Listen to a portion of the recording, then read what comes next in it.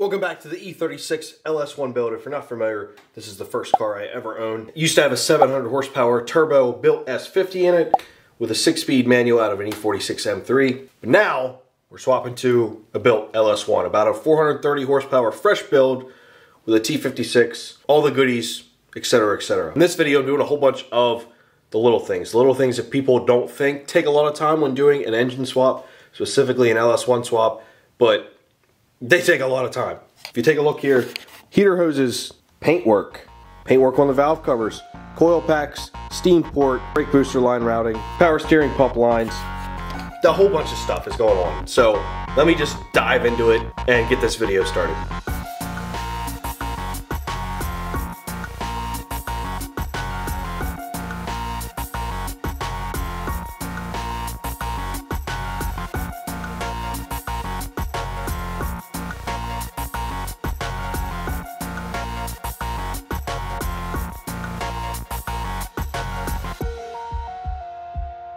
Kind of picking up at a random spot. Here are the hoses thus far. Obviously they're not connected, they're just spliced together. All three of these are in 90 and they drop off there. So these are going to tuck back in there a little bit. They're a little long right now.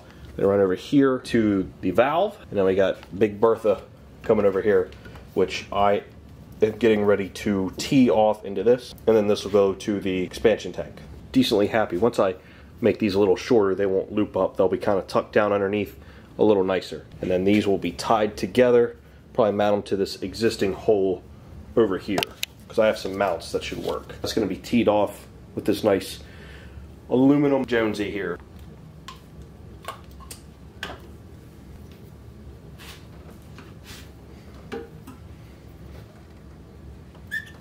Happy with that. That's going to work out well. I don't mind that at all.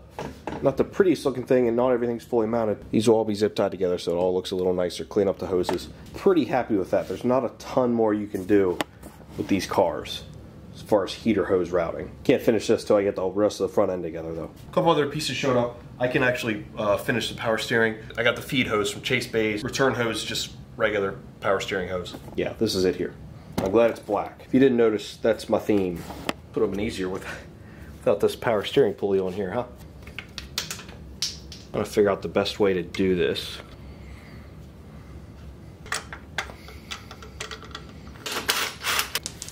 There we go. Crap, this is a tight fit. I think I have to take some of this stuff apart. Just can't get it with that being there. Now, I think I have enough room to get this on. Yes, that'll do it. All that work for this nonsense. Now you guys can see this thing basically presses up, all but presses up against that. So there's no way to get this on without loosening this, because you're coming in at an angle.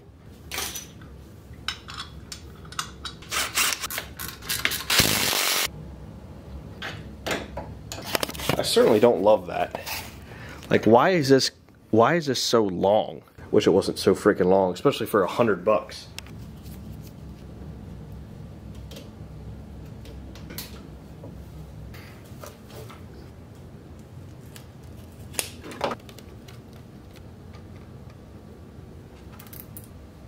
Power steering 100% done.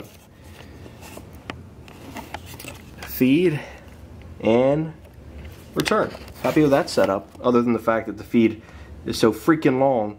Also, let me know if you guys are keeping the restrictor in the return line. Mine is currently in there because I didn't know if I should take it out or not. So I just left it alone.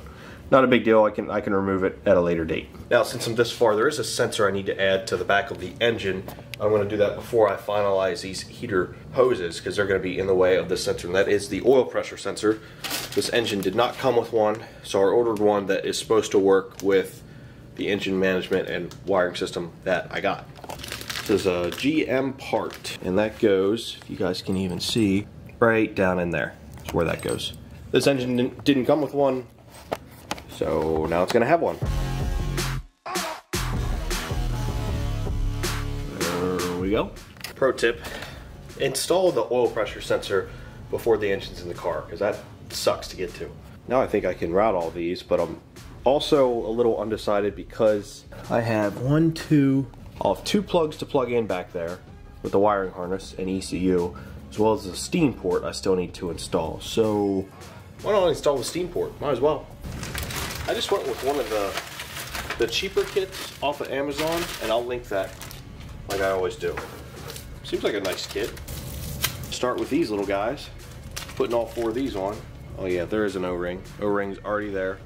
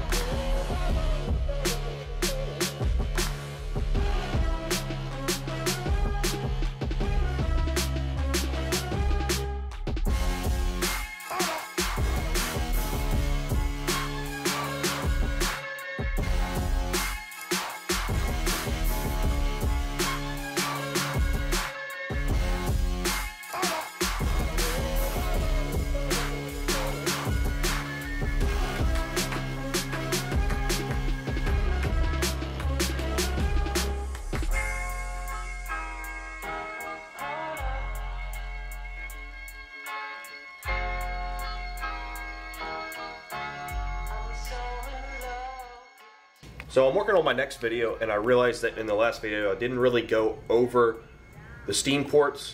I'm not going to say too much, and I don't want to show you guys too much of what I have done here, but I'm making good progress. So I don't have them fully connected.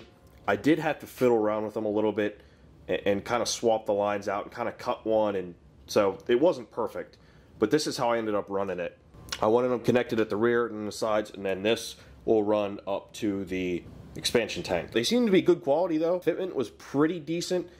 Granted, we'll see if anything leaks, but right now, like I said, the rear isn't connected because I still have a whole bunch of stuff going on back there. So until I get my brake booster line and my wiring harness hooked up, this is going to stay loose. It seems to be a good kit, and I'm also going to zip tie these to the fuel rails just to clean that up a little bit as well.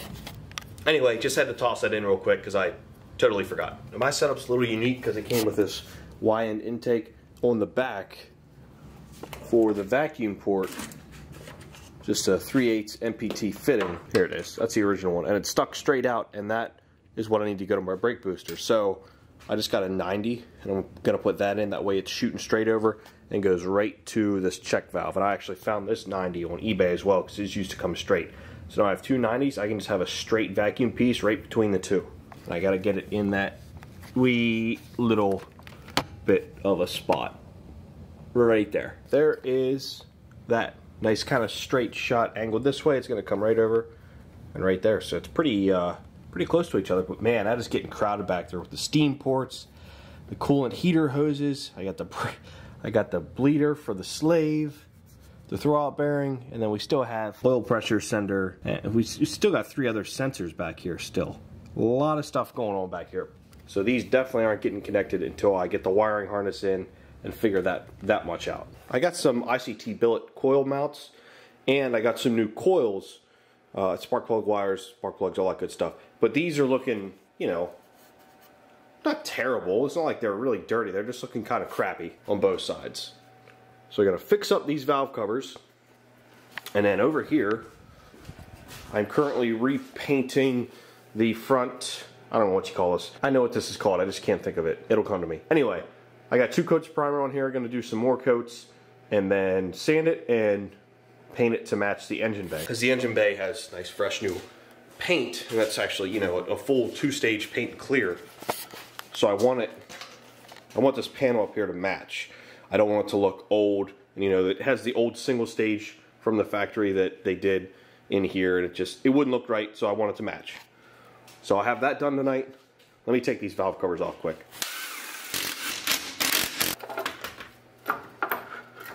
This just gives me a chance to look in there. Man, that looks fresh and clean. Valve train looks nice and clean. Granted, this is a rebuilt, like, you know, brand new engine, pretty much.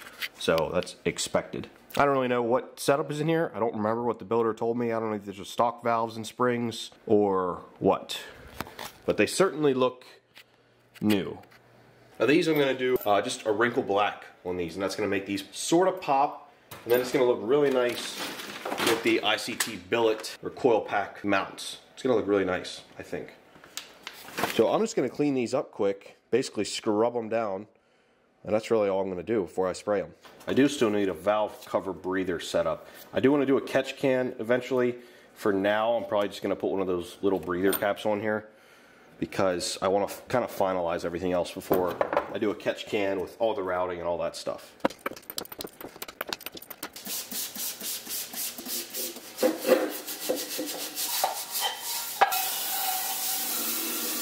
These things weren't really dirty to begin with, just kind of getting a little bit of grease and grime off there. And even the underside is pretty clean.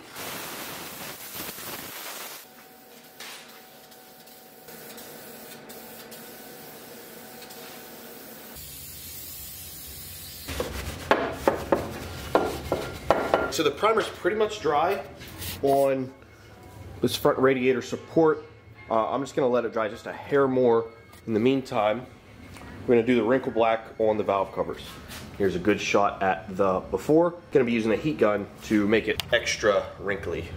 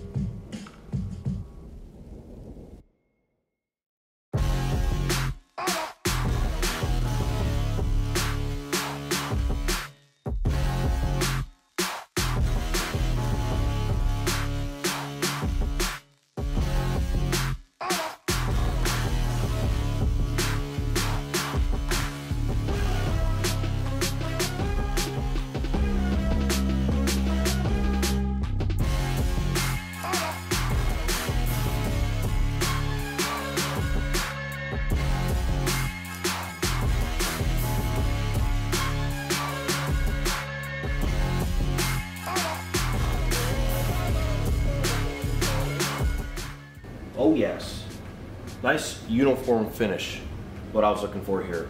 And I think I got it. Valve covers are done and turned out fantastic, very happy with those. This, completely dry, I have it sanded, scuffed with a Scotch-Brite, and then wiped down, so this is good to go. I just gotta get all the paint stuff together, and it's time to spray.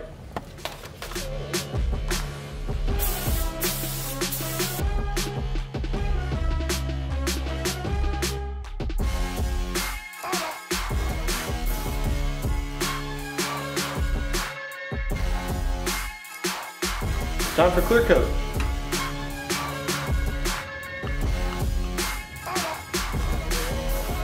Let's do it.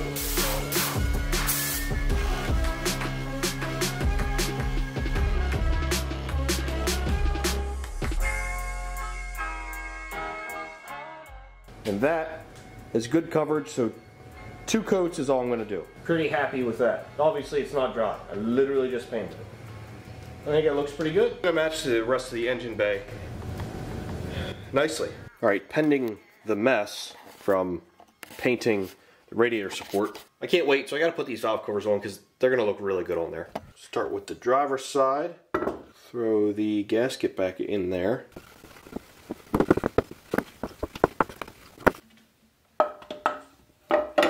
That's hot, bro. That is hot. That made such a difference.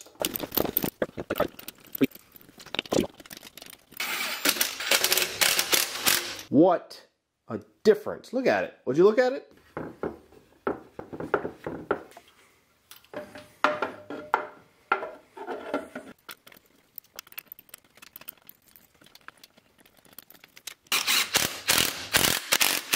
Gorgeous. Just absolutely gorgeous. Just the slightest touch of black, some accents, made it a big difference. Now once this intake goes bye-bye in the future, because it's going to, because I don't like it, and they had nitrous in it before. Obviously I'm not running nitrous. That's going to make a big difference too visually. But man, that looks good. Let me throw these ICT billet brackets on next. And to go along with them, new coil packs. I just went with the standard LS1 style because they work.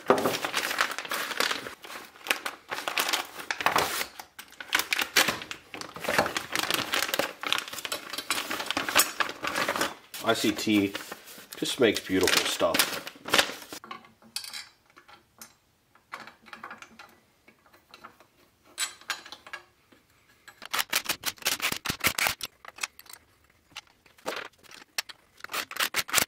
And it's really starting to look like an engine.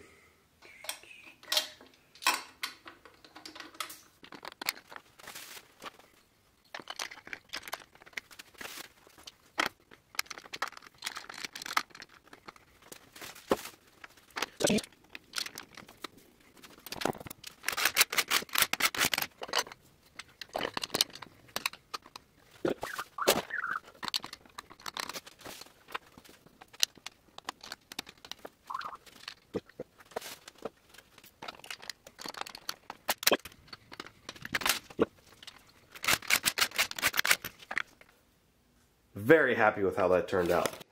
Really nice. I mean, obviously, on LS engines, you have the coils on the valve covers, and you could do relocation kits, but none of them look that great. Having coils on here doesn't look awesome, but this kit, they do look pretty awesome. You have the nice billet aluminum, the black valve covers, the black coils. It kind of just all blends in and looks pretty good together, in my opinion. What do you think? And over here on the driver's side, I mean, it is tight. It is tight up where that header is. And it's tight back in there. I mean, it's an LS1 E36 build. I mean, everything's tight. But this looks awesome. Super pumped about that. Now I have basically everything I need to start getting the wiring harness in there. Well, thanks for tuning in, guys. Pretty soon, it's going to be running. I know I keep saying that, but it will be running soon. Now I have spark. I didn't have spark before. Didn't have any coil packs or anything. Now I do, so closer. Also, heater hoses are pretty much done. Radiator support is painted. Just look at how nice this is going to look on there. Look at that. Matches perfectly. I don't want to let it go because I'll drop it. But just having this painted, the stickers removed off of it and all that, just makes a big visual difference in my opinion. So next up, guys, I'm going to start wiring. As you can see, this is laying out here. Fender is off. You'll figure that out in the next episode. So stay tuned for that. Thanks, guys. We'll see you next time.